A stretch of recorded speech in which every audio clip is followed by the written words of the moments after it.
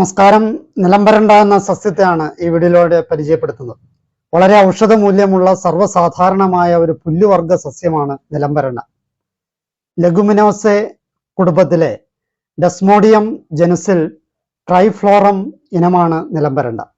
Greek ഭാഷയിൽ ചെറുഖഡ്ഡം എന്ന അർത്ഥമുള്ള പദമായ ഡെസ്മോ, രൂപപ്പെട്ടത് എന്ന അർത്ഥമുള്ള എഡോസ് എന്നിവ ചേർന്നതാണ് ഇതിന്റെ ജനുസ് നാമം.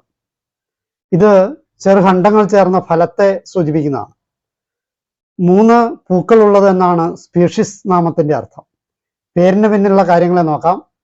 ഇതിന്റെ ശാസ്ത്രീയ നാമം ഡെസ്മോഡിയം ട്രൈഫ്ലോറം എന്നുള്ളതാണ്. അതുകൂടാതെ ഇതിന്റെ നാനാർത്ഥങ്ങൾ ശാസ്ത്രീയ നാമത്തിലുണ്ട്. ഗ്രോണ ട്രൈഫ്ലോറ, മെബോമിയ ട്രൈഫ്ലോറ, ഹെഡിസാരം ട്രൈഫ്ലോറം എന്നിവ ഒക്കെ അതിൻ്റെ മറ്റു പേരുകളാണ്, ശാസ്ത്രീയ നാമങ്ങളാണ്. മലയാളത്തിൽ ഇതിന് നിലംപരണ്ട, നിലം പരണ്ട, നിലം പുള്ളടി, ചെറുപുള്ളടി എന്നൊക്കെ ഇതിനെ അറിയപ്പെടുന്നുണ്ട്. നിലത്ത് പടർന്നു കിടക്കുന്ന സസ്യമായതുകൊണ്ടാണ് ഇതിന് നിലംപരണ്ട എന്ന പേര് വന്നത്. ചെറിയ പുള്ളിന്റെ അഥവാ പക്ഷിയുടെ കാലടിയുമായി ഉള്ളതാണ് ഇതിന്റെ ഇലകൾ. അതിനാലാണ് ചെറുപുള്ളടി എന്ന പേര് ഉണ്ടായത്. ഇംഗ്ലീഷിൽ ഇതിനെ പല പേരുകളുണ്ട്. ക്രീപ്പിംഗ് ടിക് ട്രിഫോയിൽ, 3 ഫ്ലവർ ബെഗർവീഡ്, ട്രോപ്പിക്കൽ ട്രിഫോയിൽ, മാറ്റി ഡെസ്മോഡിയം, ഫീൽഡ് ബീൻ, 3 ഫ്ലവേർഡ് ബെഗർവീഡ് എന്നൊക്കെ ഇതിന് പേരുകളുണ്ട്. സംസ്കൃതത്തിൽ ഇതിനെ ത്രിപാദി, ഹംസപതി, ഹേമപാതി എന്നൊക്കെയാണ് വിളിക്കുക. ഹിന്ദിയിൽ ഇതിനെ കുടലിയ, മോദ എന്നൊക്കെ അറിയപ്പെടുന്നു. കന്നഡ ഭാഷയിൽ ഇതിനെ പുല്ലാംബുരസി, കാട് പുല്ലാംബുരസി, കാട് മെന്തൈ എന്നൊക്കെ വിളിക്കുന്നുണ്ട്. തെലുങ്ക് ഭാഷയിൽ ഇതിനെ മുഹുദു, മുർദു, മുണ്ടമണ്ടു എന്നൊക്കെ വിളിക്കാറുണ്ട്. തമിഴ് ഭാഷയിൽ ഇതിനെ സിരുപ്പുല്ലടി, സിരുപുല്ലാട്ടി എന്നൊക്കെ വിളിക്കാറുണ്ട്. കാണപ്പെടുന്ന സ്ഥലങ്ങളെ നോക്കാം. ഇൻഡോ മലേഷ്യൻ മേഖലകളിൽ, ഓസ്ട്രേലിയൻ മേഖലകളിലൊക്കെ ഇത് കാണപ്പെടുന്നുണ്ട്. 2300 മീറ്റർ വരെ ഉയരത്തിലുള്ള ഹിമാലയത്തിൽ പോലും ഇത് കാണുന്നുണ്ട്. കേരളത്തിലെ പുൽമേടുകളിലും ആർദ്ര ഇലപൊഴിയും വനങ്ങളിലും സമതലങ്ങളിലും വീട്ടുപറമ്പുകളിലും മുറ്റത്തും ഒക്കെ ഇത് ധാരാളമായിട്ട് വളരുന്നുണ്ട്. പരിസ്ഥിതി മൂല്യത്തെ നോക്കാം. ചെറുപുൽനീലി അഥവാ ലെസർ ഗ്രാസ് ബ്ലൂ എന്ന ചിത്രശലഭത്തിന്റെ ലാർവ ഭക്ഷണ സസ്യമാണ് ഈ സസ്യം. രൂപവർണ്ണം നോക്കാം. ക്ലാവർ പോലെ 3 ലഘുലേഖകളായി തിരിഞ്ഞിരിക്കുന്ന ഇലകളുള്ള അനേകം ശാഖോപശാഖകളോടായി നിലത്ത് പറ്റി വളരുന്ന സസ്യമാണ് നിലംപരണ്ട. താഴത്തെ ഇലകൾ ചിലപ്പോൾ അവിഭക്തമാണ്. ലഘുലേഖകൾ മുട്ടയുടെ ആകൃതിയുള്ളതും ഹൃദയത്തിന്റെ ആകൃതിയുള്ളതും ഒക്കെ ആകാം.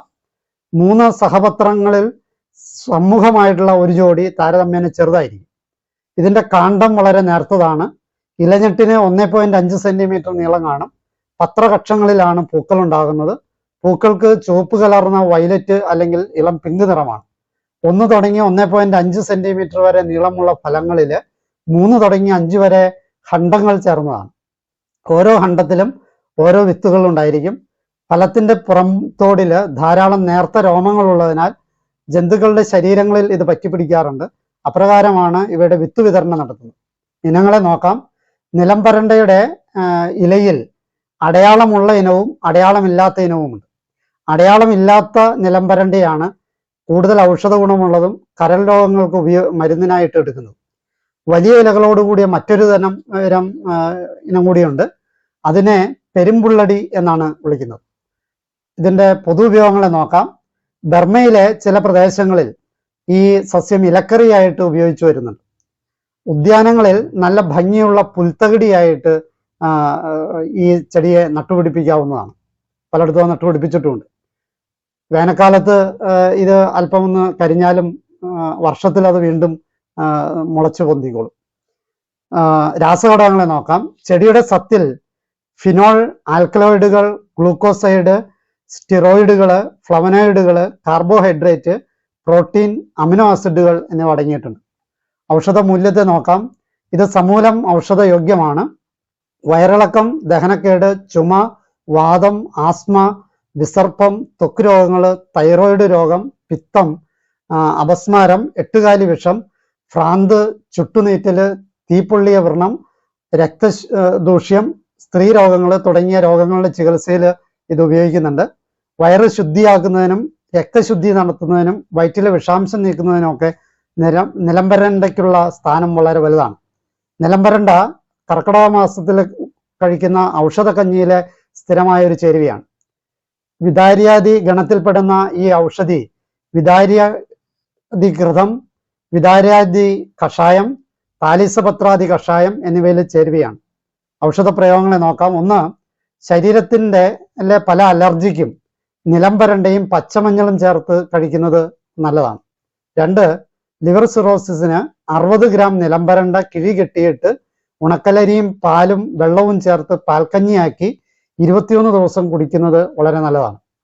3, ചെറുകടലാടി, നിലംപരണ്ട, നിലപ്പനക്കിഴങ്ങ് എന്നിവ തുല്യ അളവിലെടുത്ത് അരച്ച് നെല്ലിക്ക വലുപ്പത്തിൽ പശുവിൻ പാലിൽ ചേർത്ത് രാവിലെയും ഉച്ചയ്ക്കും രാത്രിയും കഴിക്കുക.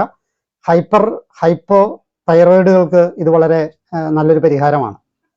4, വേരിക്കോസ് വെയിൻ അതുപോലെ തന്നെ പൈൽസ് എന്നിവയ്ക്ക് നിലംപരണ്ട സമൂലം അരച്ച് പശുവിൻ്റെ പാലിൽ ചേർത്ത് അല്പനാള് അടുപ്പിച്ച് കഴിച്ചാൽ ശമനം ഉണ്ടാകുന്നതാണ്. 5, നാഴി നിലംപരണ്ട നീരും 120 ഗ്രാം നിലപ്പനക്കിഴങ്ങും നാഴി പശുവിൻ നെയ്യും കൂട്ടി കാച്ചിയെടുത്ത് 10 മില്ലി വീതം സേവിച്ചാൽ പുരുഷന് ലിംഗബലം ഉണ്ടാവും. സ്ത്രീകളുടെ ഗർഭപാത്രം ഇടിച്ചിൽ അഥവാ അത് തള്ളുന്നത്, അസ്ഥിസ്രാവം, അലർജി മൂലമുള്ള ചൊറിച്ചിൽ, ഹെർണിയ എന്നിവയൊക്കെ ശമിക്കുന്നതാണ്. 6, ചെറുപുള്ളടിയില 12 പിടി ഇടിച്ചു പിഴിഞ്ഞ് നീരെടുത്ത് 60 ഗ്രാം നിലപ്പനക്കിഴങ്ങ് അരച്ച് കലക്കി 100 മില്ലി പശുവിൻ നെയ്യും അത്ര തന്നെ എരുമനെയ്യും കൂട്ടി കാച്ചിയെടുത്ത് സേവിച്ചാൽ അസ്ഥിസ്രാവവും രക്തസ്രാവവും ശമിക്കുന്നതാണ്. ഗർഭാശയ മുഴകളിലും ഇത് ഫലപ്രദമാണ്. 7, ആർത്തവം അധികം സ്രവിക്കുന്ന സ്ത്രീകൾക്ക് ചെറുപുള്ളടി കുത്തിപ്പിഴിഞ്ഞ നീര് 2 ഔൺസിൽ തേൻ ചേർത്ത് പ്രഭാതത്തിൽ കഴിച്ചാൽ ശമനം ഉണ്ടാകുന്നതാണ്. 8, കണ്ണിലുണ്ടാകുന്ന മുറിവ് അതുപോലെ തന്നെ പൊള്ളല് എന്നിവയ്ക്ക് ചെറുപുള്ളടി ഇടിച്ചു പിഴിഞ്ഞ നീര് 2-3 തുള്ളി നീര് ഇറ്റിച്ചാൽ ശമനം ഉണ്ടാകും. 9, തലവേദനയ്ക്ക് ചെറുപുള്ളടി അരച്ച് നെറ്റിയിൽ ഇടുന്നത് ശമനം തരുന്നതാണ്. 10, മഞ്ഞപ്പിത്തത്തിൽ ഈ ചെറുപുള്ളടി അരച്ചത് പശുവിൻ പാലിൽ രാവിലെ കഴിച്ചാൽ നല്ല ഫലം ഉണ്ടാവും. 11, 30 ഗ്രാം നിലപ്പനയും 30 ഗ്രാം നിലംപരണ്ടയും 2 പൂവൻപഴവും 1 സ്പൂൺ കൂവപ്പൊടിയും 2 ടീസ്പൂൺ തേനും 1 പിടി കറുത്ത ഉണക്കമുന്തിരിയും അരച്ച് കുറുക്കി തിരുവാതിര നാളുകളിൽ സ്ത്രീകൾ പണ്ട് കഴിച്ചിരുന്നു. ഒറ്റ പ്രാവശ്യം കഴിക്കുന്നതുകൊണ്ട് തന്നെ ഗർഭാശയ ശുദ്ധി വരുന്നതാണ്. ഹ്യൂമൻ പാപ്പിലോമ വൈറസിനെ, അതൊരു ലൈംഗിക രോഗമാണ്, അതിനെ നശിപ്പിക്കുന്നതാണ് ഇങ്ങനെ കഴിക്കുന്നത്. 12, മക്കിപ്പൂ, മയക്ക്, മല്ലി, ജീരകം, തുളസിക്കതിര്, കടുകുരോഹിണി, നിലംപരണ്ട, പ്ലാവിലഞ്ഞെട്ട്, നാഗപത്രത്തണ്ട്, പനിക്കൂർക്കയില, കായം, വെളുത്തുള്ളി, ആടലോടത്തിൻ വേര്, പുഷ്കരമൂലത്തിൻ വേര്, കണ്ടകാരി, കിരിയാത്ത് എന്നിവ 3/4 കഴഞ്ച് വീതം അരിഞ്ഞ് ചതച്ച് 5 നാഴി വെള്ളത്തിൽ കഷായം വെച്ച് നാഴിയാക്കി കുറേശ്ശെ എടുത്ത് ചൂടാക്കി കൽക്കണ്ടം, ഗോപിചന്ദനാദി ഗുളിക എന്നിവ മേൽപ്പൊടി ചേർത്ത് കൊടുക്കുക. കുട്ടികൾക്കുണ്ടാകുന്ന പനി, ശ്വാസം മുട്ട്, മുലപ്പാല് ഛർദ്ദിക്കൽ, ക്ഷീണം, ആരോഗ്യമില്ലായ്മ, ദഹനക്കേട് തുടങ്ങിയ രോഗങ്ങൾ മാറുന്നതാണ്. കുട്ടികളുടെ നെഞ്ച് ഉന്താതെ ആരോഗ്യത്തോടെ വളരണമെങ്കിൽ പണ്ട് കാലത്ത് കൊടുത്തിരുന്ന കഷായമാണിത്. 13, 60 ഗ്രാം നിലംപരണ്ട സമൂലം എടുത്ത് കഴുകി ചതച്ചെടുക്കുക. 1 ഗ്ലാസ് പശുവിൻ പാലിൽ അത്രയും വെള്ളവും ചേർത്ത് ചതച്ചെടുത്ത നിലംപരണ്ട അതിലിട്ട് തിളപ്പിച്ച് 1 ഗ്ലാസ് അളവാക്കി വറ്റിച്ച് ചെറു ചൂടോടുകൂടി രാത്രി കിടക്കാൻ നേരം കഴിക്കുക. 21 ദിവസം തുടരുക. പൈൽസ്, അൾസർ, മൂലക്കുരു, നടുവേദന എന്നിവയ്ക്ക് ഫലപ്രദമാണ്. 14, ഒച്ചയടപ്പിന് ഈ സസ്യം ചേർത്തുണ്ടാക്കുന്ന എണ്ണ നസ്യം ചെയ്യുന്നത് ഫലപ്രദമാണ്. 15, ചെറുള, പൂവാൻകുരുന്നില, കീഴാർനെല്ലി, ആനയടിയൻ, തഴുതാമ, മുയൽച്ചെവിയൻ, തുളസിയില, തകര, നിലംപരണ്ട, മുക്കുറ്റി, വള്ളി ഒഴിഞ്ഞ, നിക്തകം കൊല്ലി, തൊട്ടാവാടി, കുറുന്തോട്ടി, ചെറുകടലാടി ഇവയെല്ലാം കഴുകിയെടുത്ത് ഇടിച്ചു പിഴിഞ്ഞ നീരിൽ കഞ്ഞി വെച്ച് കുടിക്കുക. പ്രമേഹം, വാദം, ഹൃദ്രോഗം, ഉദരരോഗം എന്നിവ ബാധിച്ചവർക്ക് ഈ കഞ്ഞി വളരെ നല്ലതാണ്. ഇത് കർക്കിടകത്തിൽ കഴിക്കാറുണ്ട്. ഇത് എല്ലാ ചേരുവയും കിട്ടിയില്ലെങ്കിലും കിട്ടാവുന്നത് ഉപയോഗിച്ച് വേണമെങ്കിൽ ചെയ്യാവുന്നതാണ്. 16 720 ഗ്രാം നിലംപരണ്ട ഇടിച്ചു പിഴിഞ്ഞ നീരിൽ 60 ഗ്രാം നിലപ്പനക്കിഴങ്ങ് അരച്ച് കലക്കി 120 മില്ലി എരുമ നെയ്യും എരുമയുടെ നറുനെയ്യ് അതുപോലെ തന്നെ 120 മില്ലി പശുവിൻ്റെ പാലിൻ്റെ നറുനെയ്യും ചേർത്ത് കാച്ചി അരിച്ച് അത് രാവിലെ 10 മില്ലി വീതം കഴിച്ചാൽ സ്ത്രീകളുടെ വെള്ളപ്പോക്ക് പൂർണ്ണമായി ശമിക്കുന്നതാണ്. ശ്രദ്ധിക്കേണ്ട കാര്യം നോക്കാം. ഷുഗർ ഉള്ളവർ ഇത് അധികം കഴിക്കാതിരിക്കുന്നതാണ് നല്ലത്. ഈ പറഞ്ഞ ചികിത്സകൾ അറിവിന് വേണ്ടി മാത്രം പറഞ്ഞതാണ്. ഇത് പ്രയോഗിക്കുമ്പോൾ വിദഗ്ധനായ വൈദ്യന്റെ മേൽനോട്ടത്തിൽ വേണം ചെയ്യാനെന്ന കാര്യം ഓർമ്മപ്പെടുത്തുന്നു. എന്നെ ശ്രവിച്ച നിങ്ങൾക്ക് നന്ദി. നല്ല നമസ്കാരം.